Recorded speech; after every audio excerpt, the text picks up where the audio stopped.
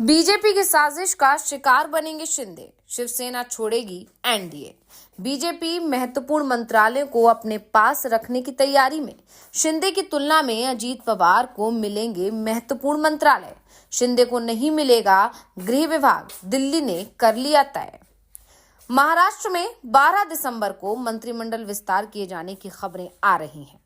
BJP नेताओं की तरफ से दावे हो रहे थे कि 12 दिसंबर की तारीख तय हो गई है, लेकिन मंत्रियों की संख्या के साथ मंत्रालयों को लेकर जो पेच फंसा हुआ है, वो शपथ ग्रहण के सप्ताह भर बाद भी सुलझता नहीं दिख रहा है।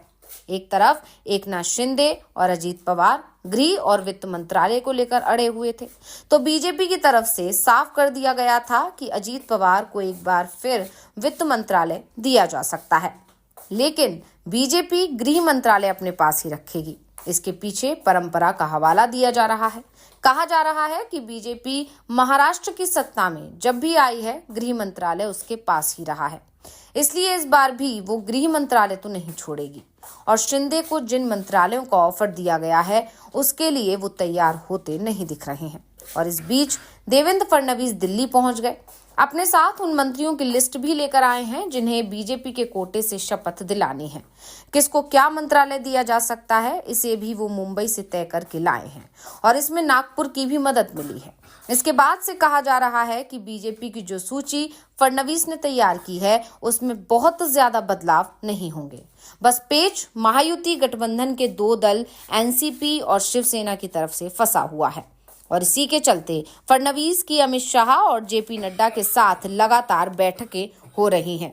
तो क्या है महाराष्ट्र में मंत्रालय के बंटवारे का फॉर्मूला और कहां फंसा हुआ है पेच, इसी पर आज हम अपने इस वीडियो में करने जा रहे हैं चर्चा, तो वीडियो को आखिर तक जरूर देखें। क्या बीजेपी की साजिश का शिकार हो गए हैं एकनाथ शिंदे? शिंदे की जगह बीजेपी अजीत पवार पर दिखा रही है ज्यादा भरोसा। दरअसल महाराष्ट्र में इस बात की चर्चा चल रही है कि एकनाथ शिंदे को किनारे लगाने के लिए देवेंद्र फडणवीस को खुली छूट दे दी गई है।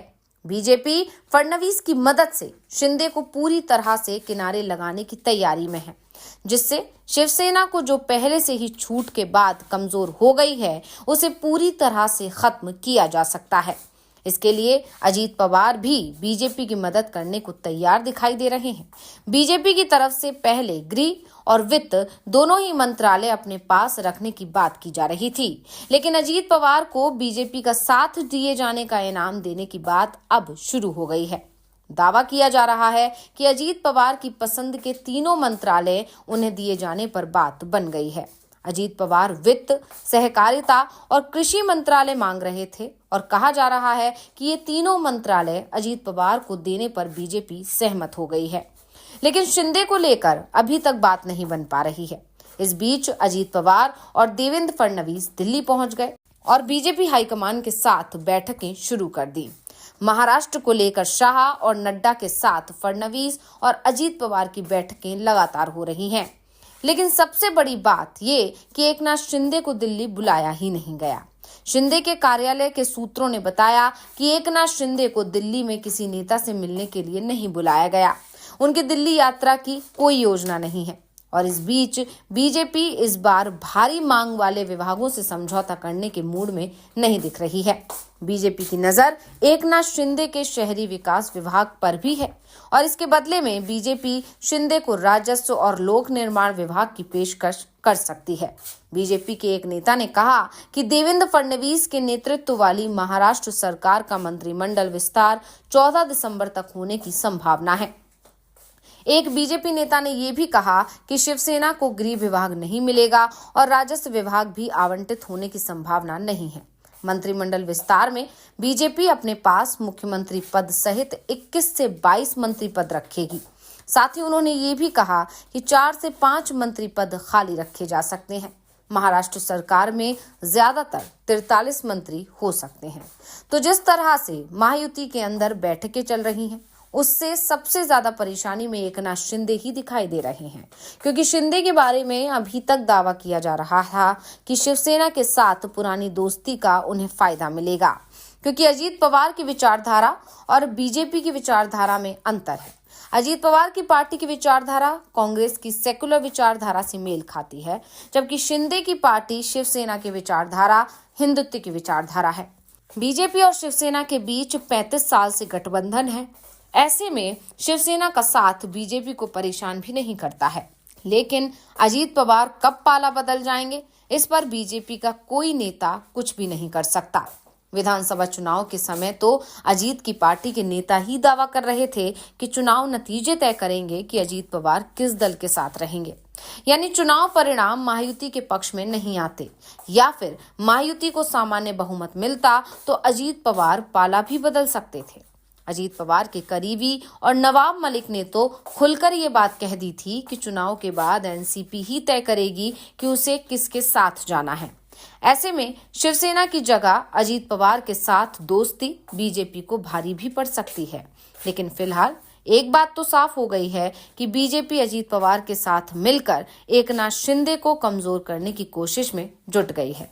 तो जिस तरह से चुनाव के बाद से ही शिंदे को किनारे लगाने की कोशिश हो रही है, उससे एक बात साफ है कि शिंदे जल्दी ही बगावत का रास्ता भी पकड़ सकते हैं, क्योंकि शिव सैनिकों का भी शिंदे पर दबाव है। वैसे ये भी कहा जा रहा है कि शिंदे सरकार में शामिल होने को तैयार नहीं थे, लेकिन शिवसेना नेताओं के दबाव में वो डिप्टी सीएम बनने को तैयार तो हो गए। और अब जिस तरह से उनके साथ महायुति की सरकार में बर्ताव हो रहा है, उससे शिंदे नाराज बताए जा रहे हैं और जल्द ही कोई बड़ा कदम उठा सकते हैं।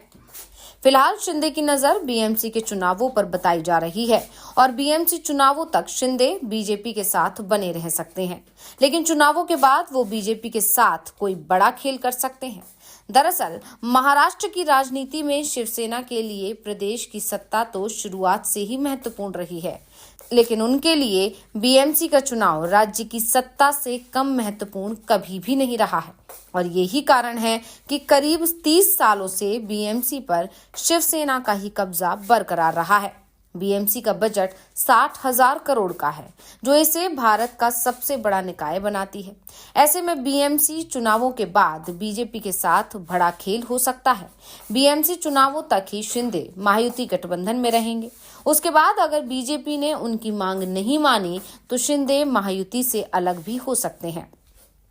शिंदे अगर महायुति से अलग होते हैं तो बीजेपी की सरकार पर भले ही किसी तरह का संकट ना आए, लेकिन बीजेपी के लिए भविष्य में महाराष्ट्र में कोई भी चुनाव जीतना मुश्किल हो जाएगा। बीजेपी पर पहले से ही सहयोगी दलों को कमजोर करने के आरोप लगते रहे हैं। ऐसे में शिंदे को कमजोर करने के आरोप भी बीजेपी पर लगना शुरू हो जाएंगे, जिसके बाद बीजेपी के लिए दूसरे राज्यों में सहयोगियों की तलाश मुश्किल हो जाएगी और जो सहयोगी हैं भी वो भी विकल्पों की तलाश शुरू कर देंगे। तो रिपोर्ट आपको कैसी लगी, हमें कमेंट करके अपनी राय जरूर दीजिएगा। इसी के साथ वीडियो को लाइक करें, वीडियो को शेयर करें और चैनल को सब्सक्राइब करना ना भूलें।